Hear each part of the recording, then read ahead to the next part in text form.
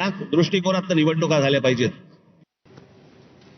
दरम्यान राज ठाकरेंनी आरोप करत असताना शिंदेच्या शिवसेनेचे आमदार विलास भुमरे यांच्या वक्तव्याचा दुजोरा दिला आणि त्यावर विलास भुमरे नेमकं काय म्हणतात आपण पाहूया. लोकसभेच्या निवडणुकीमध्ये जवळपास 20,000 मतदान हे निवडणुकी टायमावर मी बाहेरून साहेब 20,000 मतदान आणलं आणि त्या निवडणुकीत मला त्या मतदानाचा 100% फायदा आला. कारण की आपण मतदान यादीवरती काम केलं पाहिजे आणि ह्याची हिंमत पर्यंत कुठपर्यंत गेली आता इथे महाराष्ट्रामध्ये. सत्ताधारी पक्षाचा आमदार स्वतः सांगतो की मी माझ्या निवडणुकीला 20,000 मतं बाहेरून आणली. जाहीररित्या भाषणामध्ये बोलतो. पैठणचे आमदार आहेत भुमरे म्हणून. त्या दिवशी त्यांनी भाषण केलं आणि त्या भाषणामध्ये त्यांनी सांगितलं की त्या भाषणाचा दुरुपयोग त्या ठिकाणी करतात. माझी विनंती आहे कारण ते माझं भाषण आहे याचं मी सविस्तर स्पष्टीकरण त्याच दिवशी माझ्या भाषणात स्पष्टीकरण देखील दिलेले आणि इलेक्ट्रॉनिक मीडियाच्या माध्यमातून देखील अनेक वेळेस मी स्पष्टीकरण दिलेले पण चुकीचं दाखवतात. माझी विनंती आहे कारण की आता स्थानिक स्वराज्याच्या निवडणूक आहे यांना पराभवाचा समोर दिसतोय म्हणून हे आरोप करत चाललेले. दरम्यान सत्ताधारी आमदारांवर देखील राज ठाकरेंनी टीका केली आणि त्याला प्रवीण दरेकरांनी प्रत्युत्तर दिले. आपण पाहूया. आणि आम्ही जे निवडणूक आयोगावरती बोलतोय, निवडणूक आयोगाला ह्या याद्या सुधारा म्हणून सांगतोय.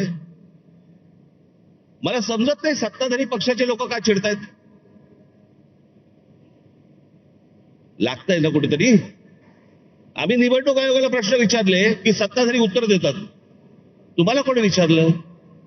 तुम्हाला वाटतंय, तुम्हाला राग येतोय कारण शेण खाऊन ठेवलंय.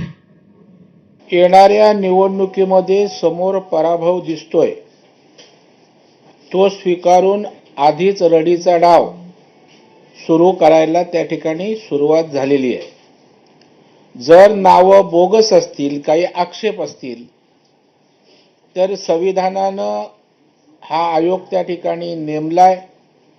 आपण त्या आयोगाकडे योग्य पद्धतीनं तक्रार केली तर त्याचं निराकरण होतं. ते नाही तर आपल्याला डॉक्टर बाबासाहेब आंबेडकरांनी अधिकार दिलाय, न्यायव्यवस्था आहे, कोर्टातनं आपल्याला न्याय मिळू शकतो.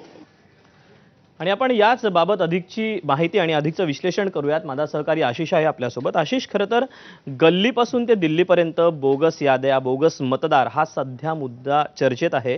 आणि अशातच राज ठाकरे हे देखील काँग्रेस असेल, महाविकास आघाडी असेल यांच्या सुरात सूर मिळताना आपल्याला मिसळताना पाहायला मिळत आहेत. राज ठाकरेंनी आज घेतलेली भूमिका याकडे कसं बघायचं? आपल्याला एक गोष्ट दीपक लक्षात घेतली पाहिजे की राज ठाकरे जेव्हा हा आरोप करतात तेव्हा तो आरोप फक्त बोगस मतदार याद्या किंवा निवडणूक आयोगापुरतं नसतं. आता राज ठाकरेंना मवियामध्ये एंट्री मिळवण्याकरता काहीतरी एक मार्ग हवा आहे आणि हा मार्ग निवडणूक आयोगाच्या कार्यालयातून जातो का ह्याचं विश्लेषण सगळ्या राजकीय पंडितांनी करणं गरजेचं आहे. कारण आपल्याला माहिती आहे की याच राज ठाकरेंनी गेल्या निवडणुकांमध्ये बिनशर्त पाठिंबा दिला होता भाजपला आणि मोदींना. पण मी आता भाजप किंवा मोदींच्या गोटातला नाही आहे हे त्यांना अधोरेखित करणं गरजेचं आहे.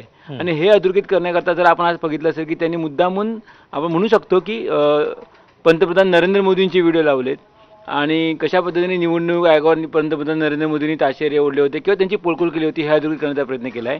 महायुतीचे नेत्यांचे व्हिडिओ लावलेले आहेत जेणेकरून आता मी महायुतीपासून वेगळा झालेलो आहे हे अधोरेखित करण्याचा राज ठाकरे प्रयत्न करतात का हे आपल्याला समजून घ्यावं लागेल. दीपक, म्हणजे स्वाभाविकच तू म्हणतो त्याप्रमाणे की निवडणूक आयोगाच्या कार्यालयातून महाविकास आघाडीमध्ये त्यांची एंट्री होणार का पाहणं महत्त्वाचं असेल. तुर्तास धन्यवाद. आणि नंतर वळूया पुढच्या बातमीकडे. खरं तर बोगस मतदारांवरून सगळे विरोधक राज्यभरातले एकवटलेले पाहायला मिळतात आणि या बोगस मतदारांविरोधात निवडणूक आयोगाला सगळे पुरावे देऊन सुद्धा हा निवडणूक आयोगाकडून काहीही कारवाई होत नसल्यानं अखेर विरोधकांनी मोर्चाची हाक दिली. आज सेना भवनात सर्व विरोधी पक्षाच्या नेत्यांची पत्रकार परिषद पार पडली. त्यावेळी निवडणूक आयोगाविरोधात 1 नोव्हेंबरला रस्त्यावर उतरणार असल्याचा इशारा विरोधकांनी दिला.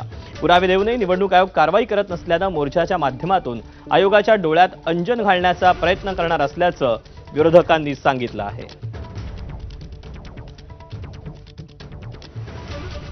या मोर्चाचं नेतृत्व माननीय शरद पवार साहेब, माननीय उद्धव ठाकरे साहेब, माननीय राज ठाकरे साहेब, काँग्रेस पक्षाचे ज्येष्ठ नेते आम्ही त्यांना निमंत्रण देऊ. इतर जे महाविकास आघाडीमध्ये सुद्धा आमचे नेते आहेत यानंतर बोलूया पुढच्या बातमीकडे. कोणे एकेकाळी सत्तेचं केंद्रस्थान असलेला पुण्यातल्या शनिवार वाडा हा पुन्हा एकदा आज चर्चेत आलेला आहे आणि त्याला अर्थात कारण आहे ते म्हणजे नमाज पठणाचा व्हिडिओ शनिवार वाड्यातला व्हायरल झालेला होता.